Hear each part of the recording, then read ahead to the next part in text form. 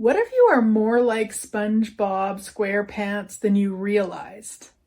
Welcome to Tools to Manifest Your Dream Life with myself, Glenyce. Thank you so much for being here. I am so incredibly grateful for each and every one of you. This video and podcast is an invitation to my brand new call that I've got coming up called Clearing the Energies Limiting Your Magic. Yes, we are going to clear all of the entities and energies and all the stuff that we have allowed to limit us from being magical. Now, if you don't know who SpongeBob SquarePants is, it's actually a cartoon character. The reason that I use that is the sponge part. So we are often much like sponges, but we don't recognize it or we don't acknowledge it. So we assume that even though we're maybe going about our day and everything feels really good and we're happy, and then all of a sudden, boom, out of nowhere, we're sad or we're anxious or we're upset. And then we try to figure out why. What just happened? What is it? Was it because I thought of this, or that person said that, or that person looked at me this way? No, often, sometimes, but often it's because we've just absorbed, we've sponged up the energy around us, and now we're utilizing that energy and we're acting as though it's actually ours. So today I'm going to share 3 different signs that the heaviness that you are feeling isn't actually yours. We are all energy beings. What that means is that we have an energy field around us, within us. As many of you know, hubby and I now travel the world, pet and house sitting. And so this is something that I've had to become even more aware of, because I am literally living in other people's houses, sleeping in their beds. And it was interesting. I had a friend from actually grade school. Her name is Nancy, and her and I got together last month, and we were talking about this because she was asking me, how do I find interacting with other people's, living in their homes so closely, and how did I do with that? And it was an interesting question, because it's not something I really even think too much about anymore. It's something I used to have to work really hard at when I would spend time at people's houses, or even just go for a visit. I could just pick up the energy that was there and then not even recognize it, but start living as though that was my energy. So if there was some anger in that house, then picking that up, and then I felt angry, and then I would try to figure out why am I angry? What happened that I'm angry?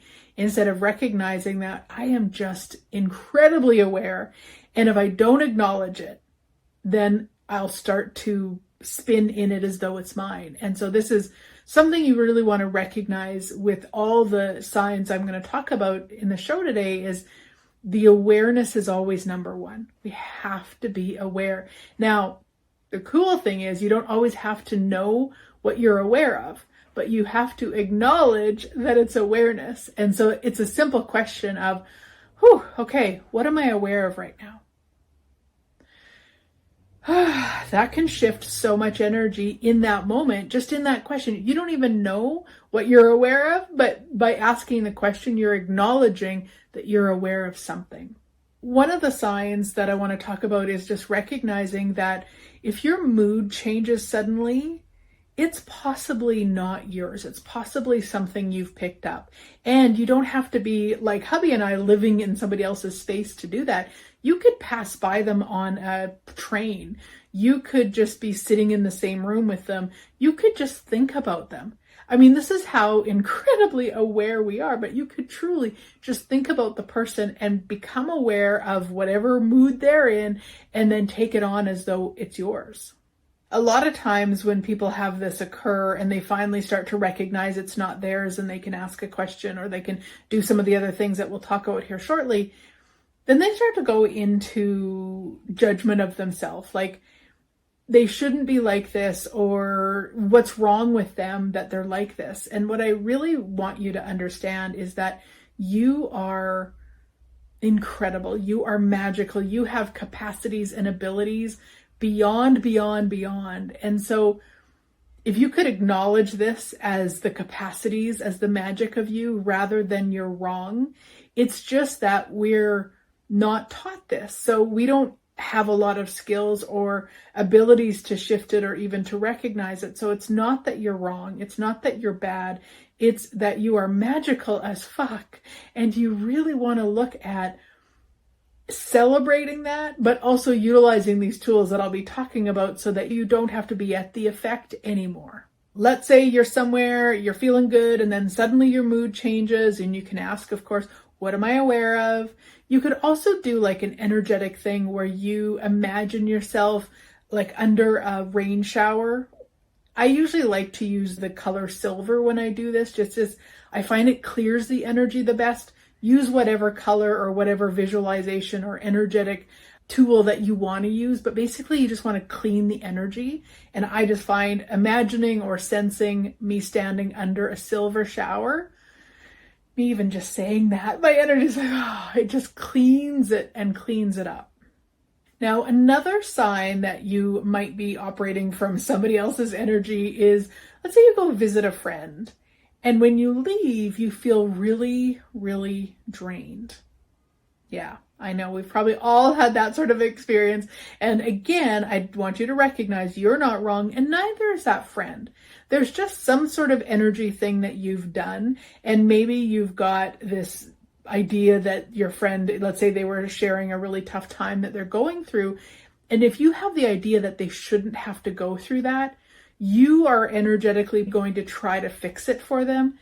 What happens with that is that we can't actually fix it for someone else. That isn't actually possible. So we end up using a lot of our energy to do that, and it's exhausting on our end, and it's actually, as funny as it sounds, it's really unkind to that other person, because what you're doing is you're energetically sending the message, hey, you can't handle this. I've got this for you. But you don't. You can't. It has to be them that takes the steps or does the things or whatever it is. Now, it doesn't mean you can't support. It doesn't mean you can't be there.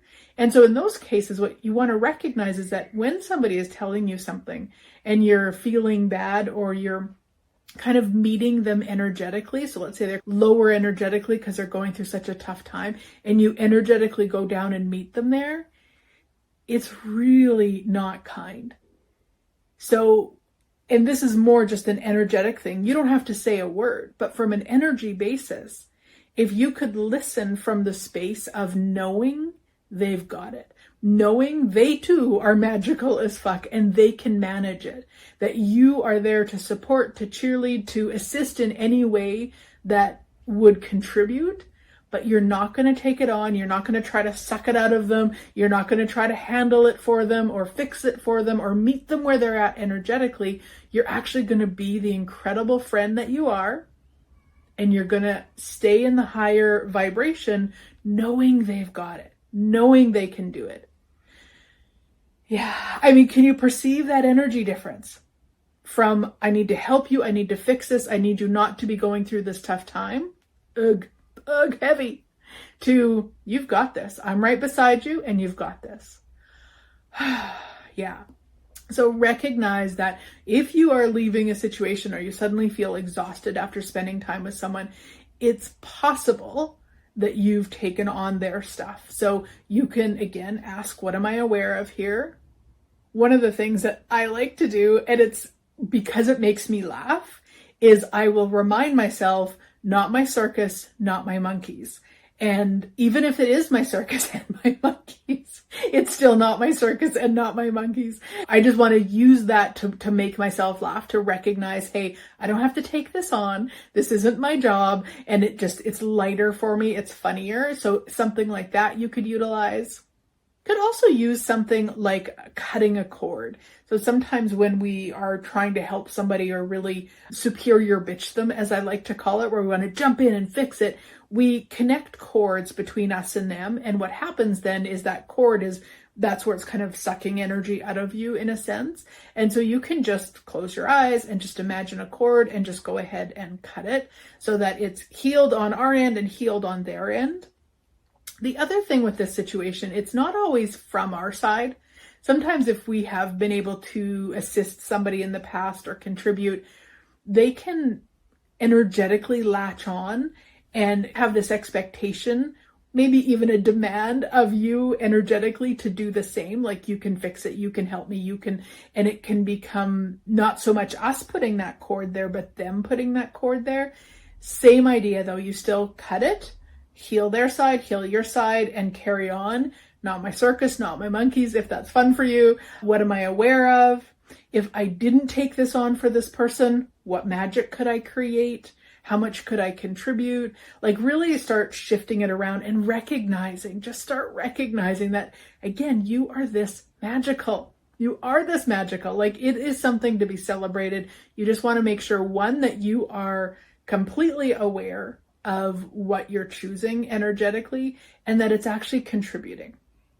Another sign that you are holding on to other people's stuff or you've picked it up is where you start looping thoughts that don't actually sound like you.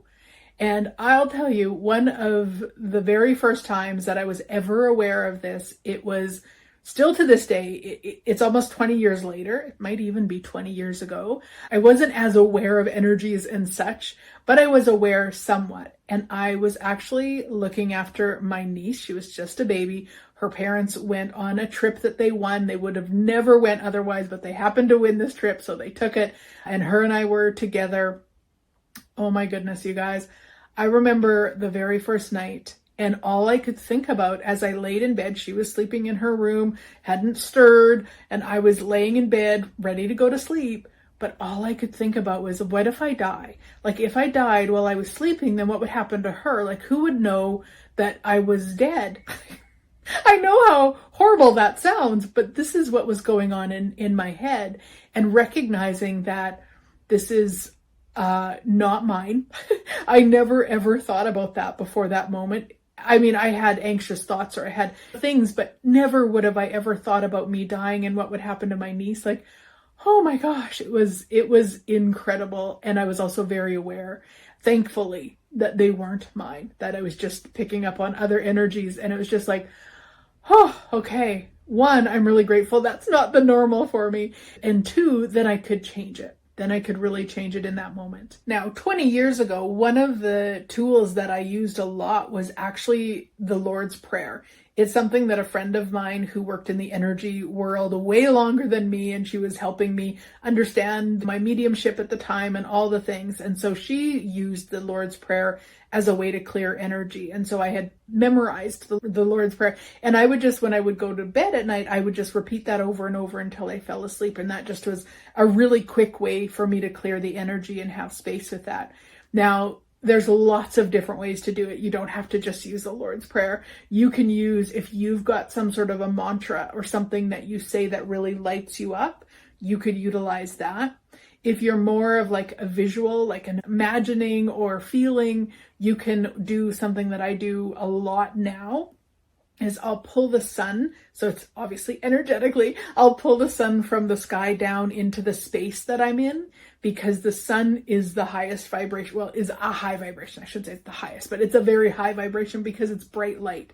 And so when I pull that down into wherever I am, anything that isn't that bright vibration, it goes.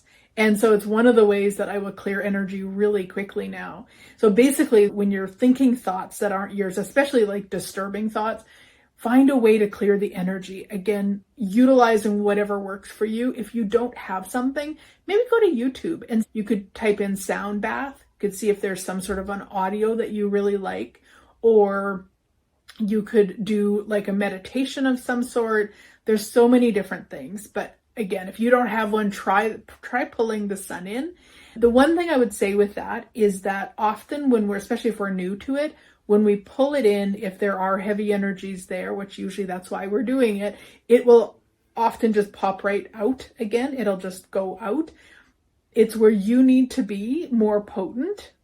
You already are. You need to recognize that you are more potent than those energies. So when you pull it in, you keep it there.